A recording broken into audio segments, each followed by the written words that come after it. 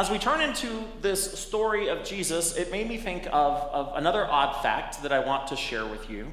There was no major television special timed to coincide with the 50th anniversary of the end of the Civil War in 1913.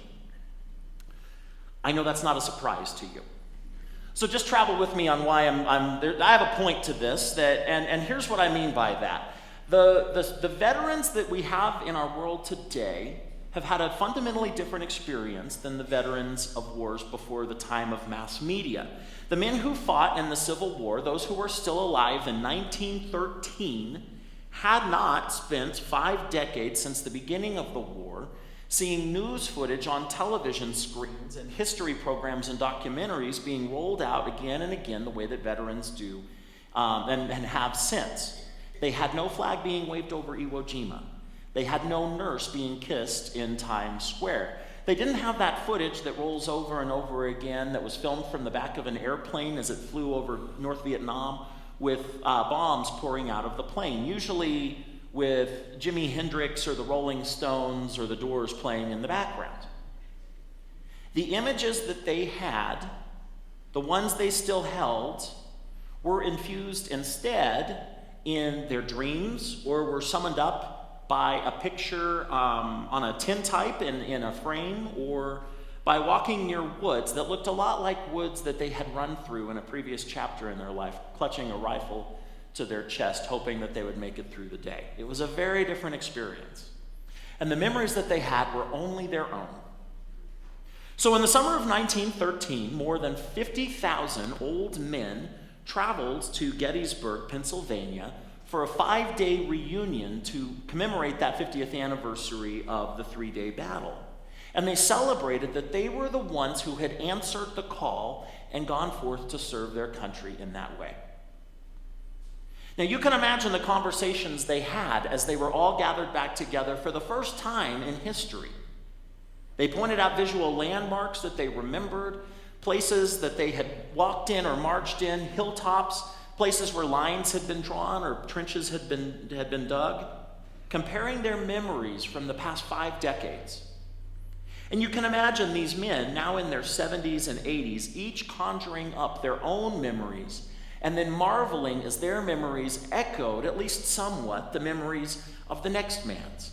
And I don't know, I just think that there's something about that must have been nice for them, to be nearing the end of their lives and be able to share those few days, those memories, or nearly the same memories, same pictures and loops of narrative that came from their head and had been held in their head for a half century with someone else who understood. Now, we're almost done with this part of the sermon and this story, but there's one other veteran that I want to draw your attention to before we turn to Jesus and the disciples. He didn't quite make it to the 50-year anniversary of Gettysburg, although he was there. Thaddeus Sobieski Constantine Lowe, whose name does not roll off the tongue, I had to practice that a lot last night, was nearly 80 years old at the beginning of 1913. He didn't quite live to make it to the reunion, but had he lived 8 months or so longer, he still could have gone to that reunion and shared memories and a view of the Civil War that nobody else around would have known or remembered. His memories were unique because he experienced the war in a way that only a handful of people, only 4 people that we know of, did, because Professor T.S.C. Lowe was the last man out of 4 to have seen the Civil War from above. He was an aeronaut, a balloonist. In the 1850s, he was a young man, and he spent that decade doing what most balloonists, most aeronauts did, filling helium balloons and trying to figure out a way to float across the Atlantic, from the East Coast to Paris or London or somewhere, wherever the balloon happened to take you. And while he was not successful there, when the war came in 1861, he offered himself and his balloons to his government. And his job was to fly up hundreds of feet up into the air, soaring over battlefields, rising above army camps, or even once from a coal barge that was floating in Chesapeake Bay. And from those high heights, he would signal down to Union forces below with troop positions and movements and help give the Union forces a little bit of an edge in the battle to come. But as he flew up there, he also would do that thing that we, 150 years later, do ourselves when we're on an airplane flight or in a tall building. We've just lost our being impressed by it. Where you're sitting in the window on your flight and the flight takes off, and you look down below out the window, and the people and the cars moving around in the city below you, it's not just that they're small, like they're really small. They're tiny, they're ant-sized. The buildings that they're traveling in and out of, they look like tiny little miniature boxes. And I don't know, I think a lot of us still marvel about that every time we get onto a plane flight until we hit our first cloud bank and we think, oh, well, time to get on with the flight, and we start reading our book or playing with our tablet or whatever we do on a plane flight. T.S. Selow was one of the first people who got to do that, and I bet he never forgot about it.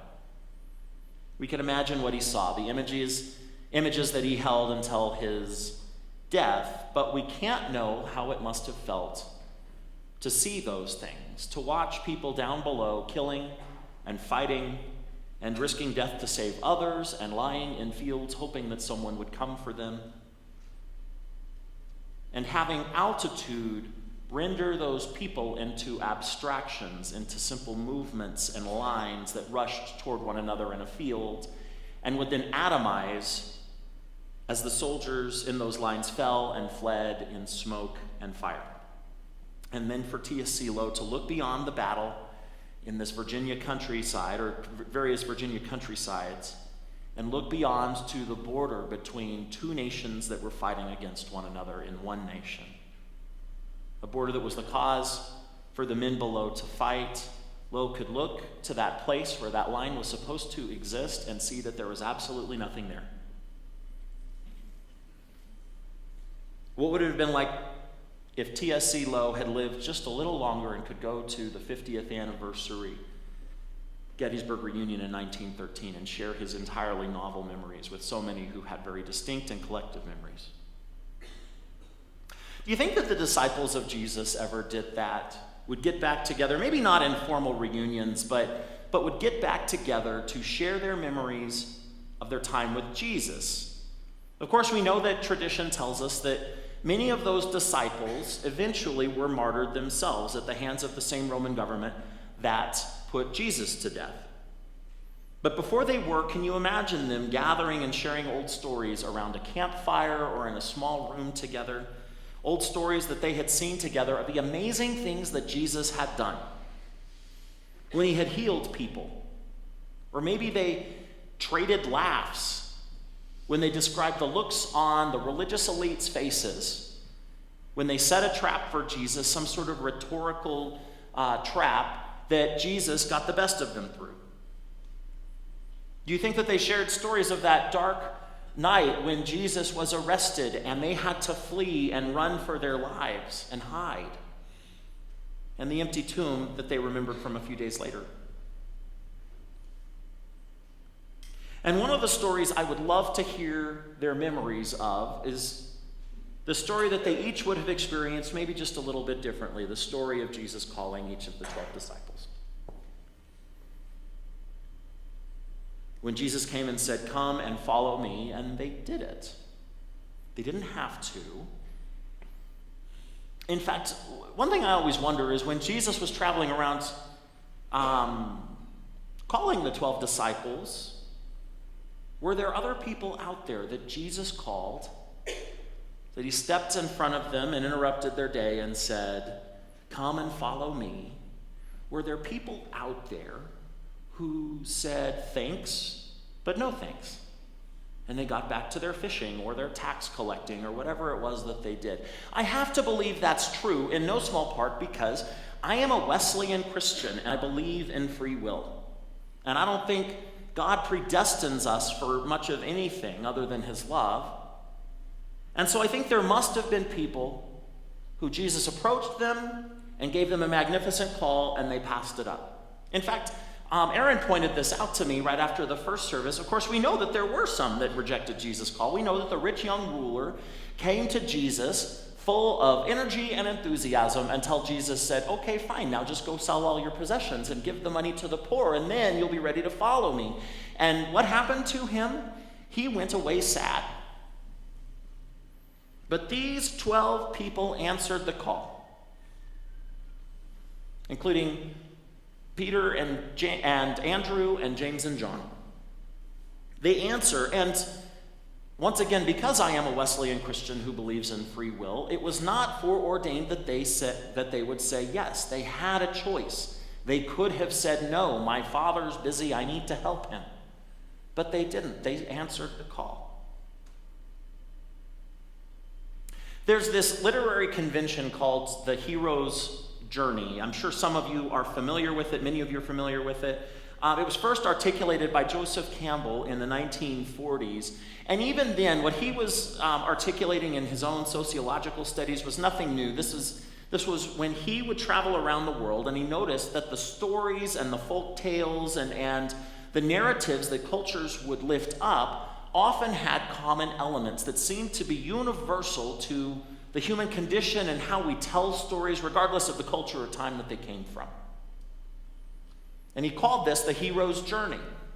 And it's common in many of the best stories that we know, the ones that we hold very close to our heart. And in fact, I would love to, and I'm sure I will at some point, do a whole series on the hero's journey, but I've got 2 Sundays to do this time. And so there are several parts of it, but there are 3 main movements to the hero's journey as Campbell articulates it: departure, initiation, and return.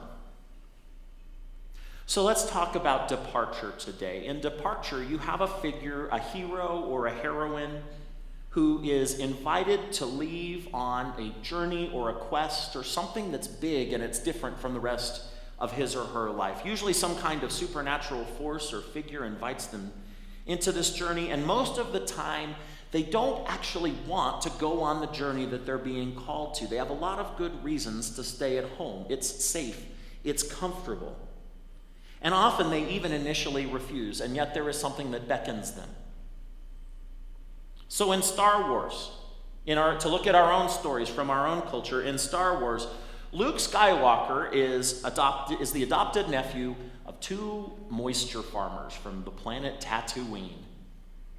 And it's only when he comes across 2 droids with some interesting information in them that his life changes. But then, boy, does his life ever change. Or what about Harry Potter? Harry Potter lives under the stairs on Privet Drive, and his life is pretty ordinary, if not pretty hard, until one day an owl shows up in his house with a letter in its beak for him. Or Dorothy is just an everyday Kansas girl until a tornado sweeps her up and carries her to the land of Oz. And in every case, there's this moment where the hero or heroine have to answer the call for themselves. So Harry goes to Hogwarts School of Witchcraft and Wizardry. Dorothy steps out of her sepia-toned house and into the technicolor land of Oz, because mostly I watched the movie and didn't read the book. But she takes a step over the threshold. Luke Skywalker hears the words, "Help me, Obi-Wan Kenobi." How does that end? That is so mediocre of a response. You know the answer to this. Help me, Obi-Wan Kenobi? Okay, a little better there. It's a choice that they make. And maybe they don't know it at the time, but their lives are about to change. The disciples hear Jesus say, "Follow me, I will make you fish for people." And they drop their nets and they head into shore. It's the start of their own hero's journey for each of them. Others could have been given the call. I'm guessing that others were invited. These are the ones who answered, and so they are the ones who get the joy of the journey, but also the hardships and the sleepless nights and the times that Jesus has confrontations with other people that are uncomfortable, or the times when Jesus has confrontations with the disciples themselves that are uncomfortable. But eventually they end with incredible memories and a strange hope and resurrection and some extraordinary stories. To follow Jesus, here's the tricky part. These are the ones who get to see the world from high up, like Professor T.S.C. Lowe. But to follow Jesus, these disciples, they can't half answer the call. To go on the hero's journey, you can't have one foot in the balloon gondola and one foot safely on the ground. You have to be all in. There's no in between. For the disciples, they have to be all in with Jesus. This opening of Jesus' ministry is Matthew's portrayal of how disciples should follow Jesus in that time and how we can follow Jesus in this time. Back in seminary, we had this occasion when Eric Larson, who's this incredible author of different books on the kind of the quirky moments of history. If you've read The Devil in the White City, it's this fantastic tale about the World's Fair, the Centennial Exposition in Chicago, and the serial killer who tagged along just for kicks. It's a really good book. And he's written many others. And we had the opportunity when I was in seminary for Eric Larson to come in. He spoke at SMU while I was there, and I went to see it. This big crowd filled the auditorium at SMU, and Eric Larson talked to us about his writing, but first, he talked to us about how building up a base of readers is very slow work, and it takes time. In one venue, he said early on, he walked into an auditorium probably about as big as this sanctuary, and he said, and I walked in, and there was one woman who had come to see me. She was sitting on the back row. That was it. And so he walked up and tried, he worked up his courage, and he said, you can come sit in the front. It's okay. And she just smiled at him and said, no, I was thinking about leaving a little bit early. I think I'm going to stay back here in case I need to sneak out.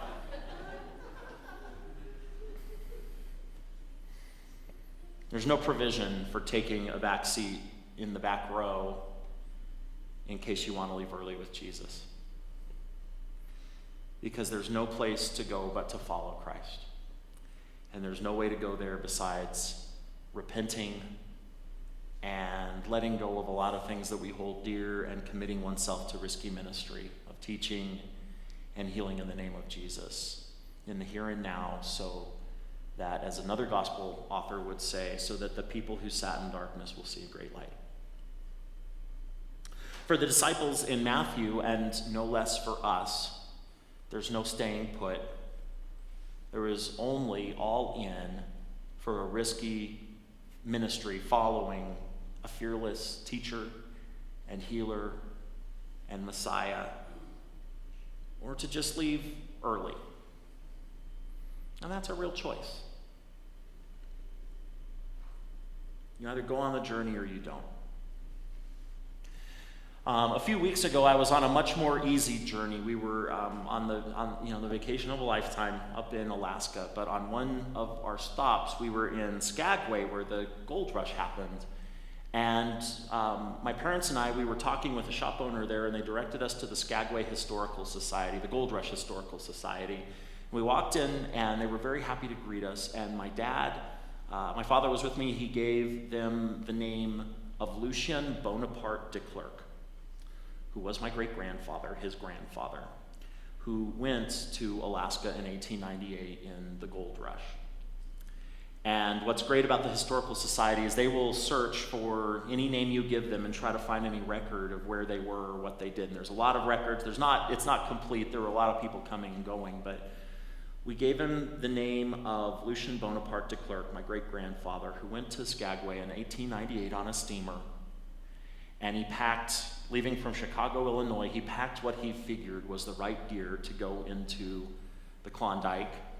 And he got to Skagway and bought provisions and spent money and walked up into the White Mountain Pass, this pass that people died on and was impossibly difficult. And he worked and he searched and he worked and he searched. And like so many people in the gold rush, he didn't find any gold. He used his last couple of bucks to buy fare on a steamer to get somewhere, anywhere warmer than Skagway, Alaska. And so he got a ride to Los Angeles, California. Sounds like an improvement to me. Where he founded a construction company that built highways. And building those highways took him to a stretch of rural Minnesota where he met a stern German farm girl who became his wife. And they gave birth to June DeClercq, who became June Kouri. And the rest is history. There's only all in. You can't know what to expect. There's only all in with Jesus. May you go all in. As you sit in the back row in the darkened auditorium, the teacher is inviting you to take a seat closer to the front. And the right answer is to get up and move forward. So let us pray.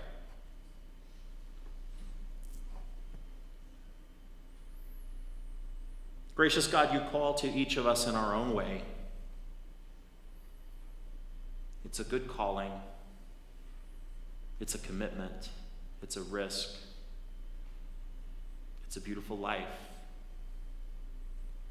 And we're here today to answer, to say that we're all in. Amen.